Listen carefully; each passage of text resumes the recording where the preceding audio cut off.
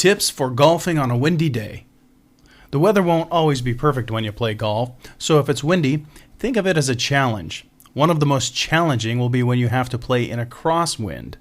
A crosswind will not only magnify any spin, but it will reduce distance too. If you are aiming for the green and want the ball to land softly, try and curve it slightly into the wind. However, if your objective is the opposite, you want more distance and a longer roll, use the wind to your advantage by curving your shot in the same direction. Starting on the windward side of the tee box will help you use the wind to your advantage. A knockdown shot can be a great one to play in a headwind. Champion Australian golfer Greg Norman's favorite saying is, "Swing with ease into the breeze." This just about sums up how to play a headwind to your advantage. Play in such a way as to decrease your trajectory.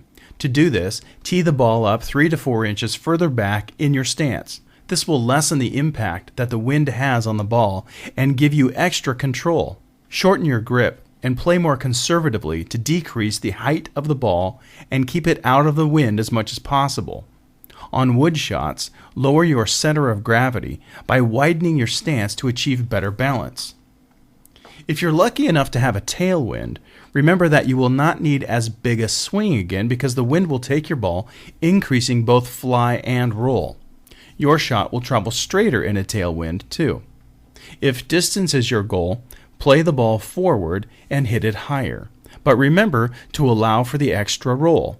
Start by teeing the ball higher, then use a 3-wood instead of a driver because it has more lift and you'll get a better trajectory to make use of the wind. The most important thing to do is to hit the ball solidly. If you miss-hit, any spin on the ball will be magnified greatly in all kinds of wind. Never compensate for windy conditions by swinging harder and faster, even though it seems to be a natural reaction. Remember that playing with the wind will increase speed and roll, while playing against it will decrease both.